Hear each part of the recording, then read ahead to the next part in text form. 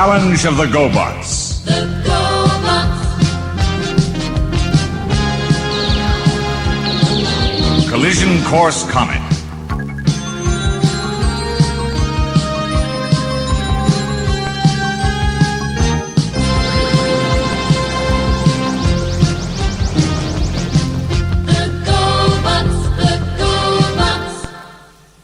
The night sky above was totally cloudless.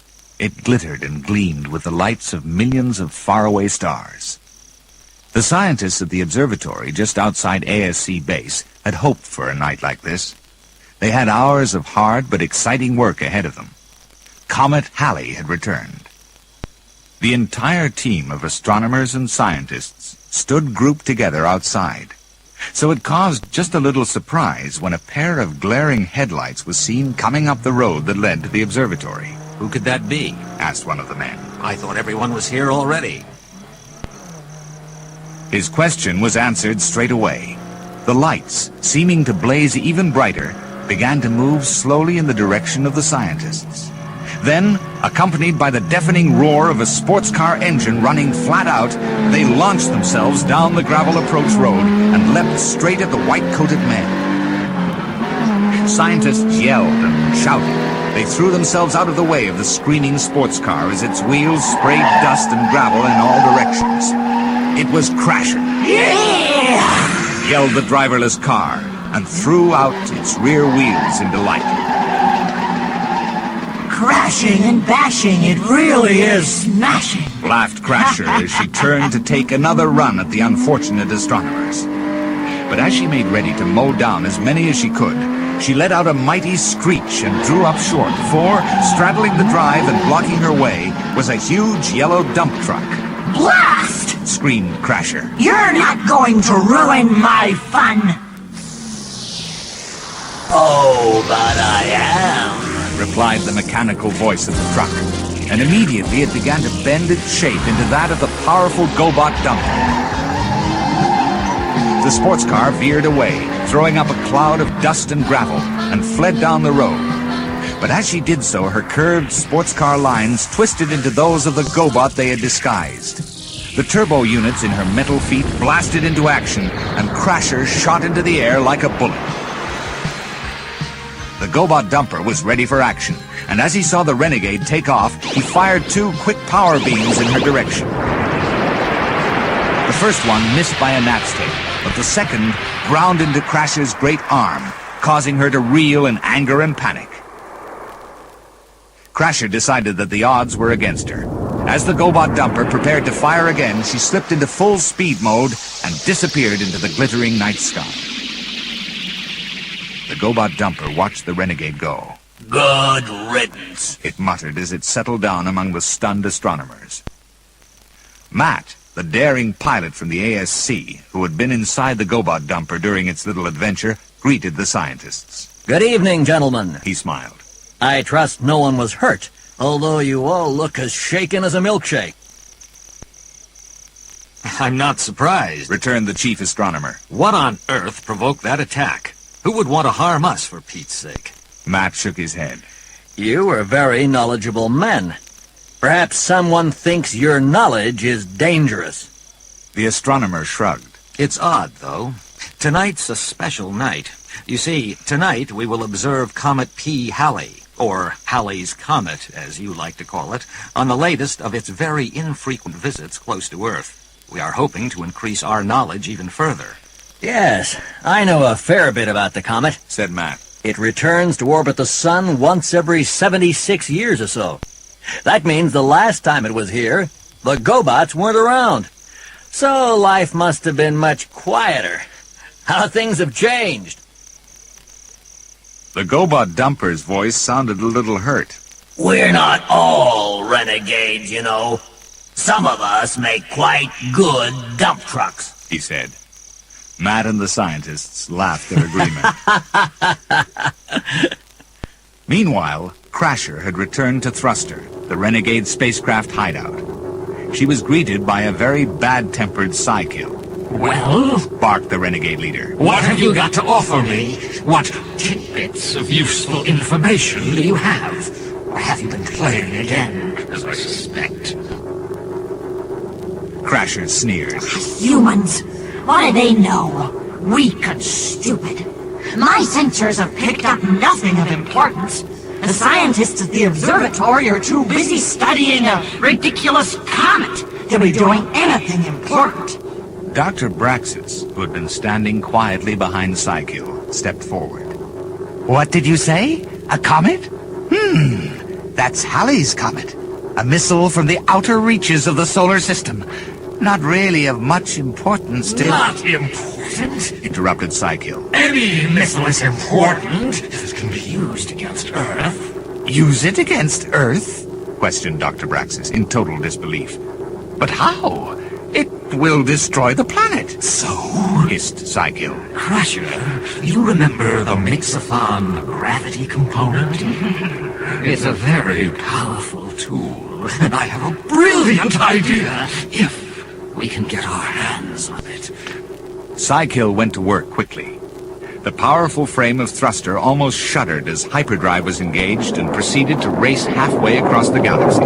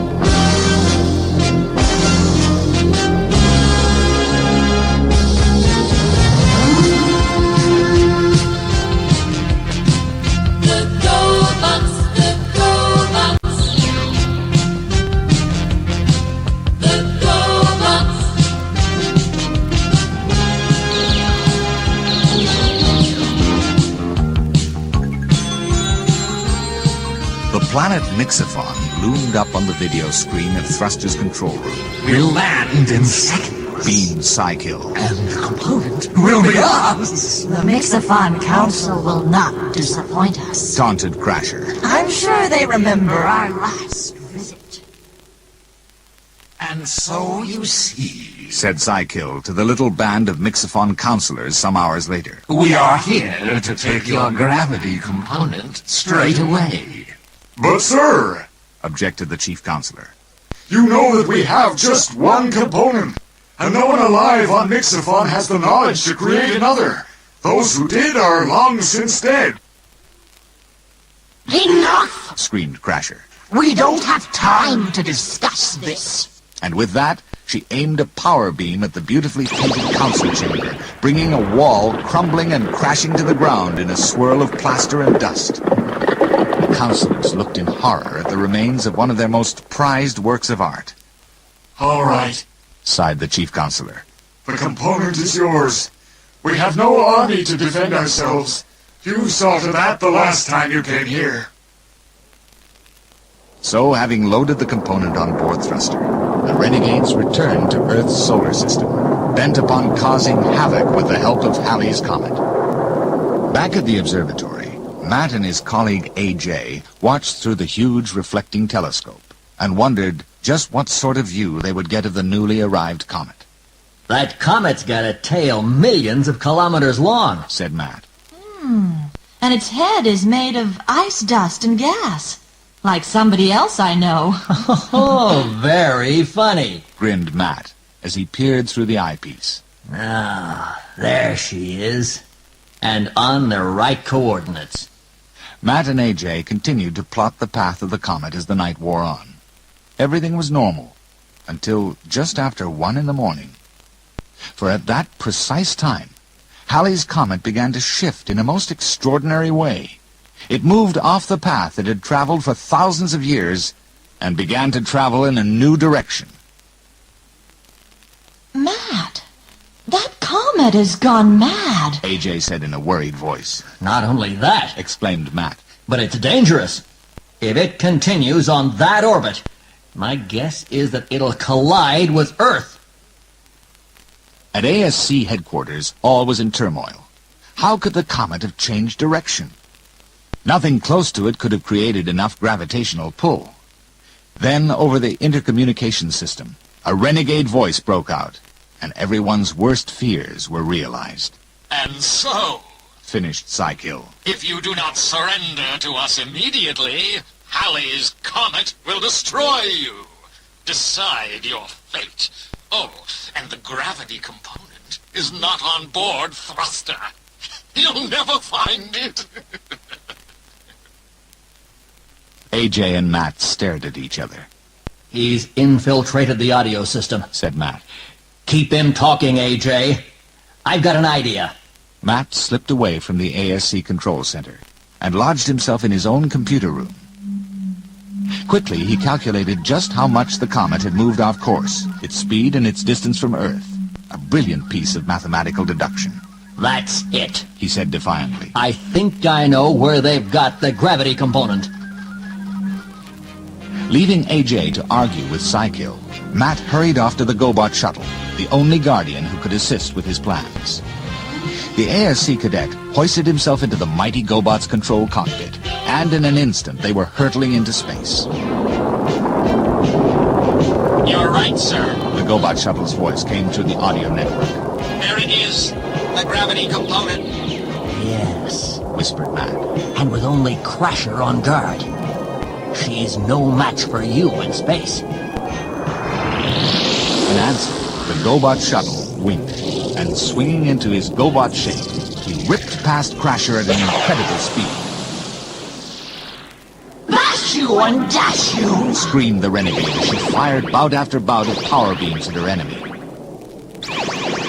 all of which flashed past him harmless. I'm much too quick and agile for you in space. Bellowed the GoBot shuttle. And just as powerful. With that, he feinted this way and that until the renegade didn't know where to turn. 2 blasts of his well-aimed power beams later, and Crasher fled, sparks and gray smoke curling from a damaged grappler. Good, good. Commended Matt. But our work is not over. In an instant, GoBot shuttle returned to his normal disguise. The shuttle crane arm shot out, and the gravity component was safely in its hold. Several hyperdrive minutes later, the shuttle had placed the gravity component in space again, its controls adjusted to a new task. Just a little while after that, observers of Halley's Comet watched it change orbit again and return to its original path around the sun. AJ, who had spent the last hours pleading for mercy, heard a cry of anger from the evil Psykill, and then silence. She knew that Matt and the GoBot shuttle had triumphed, and in doing so had saved Earth and Halley's Comet from a collision course.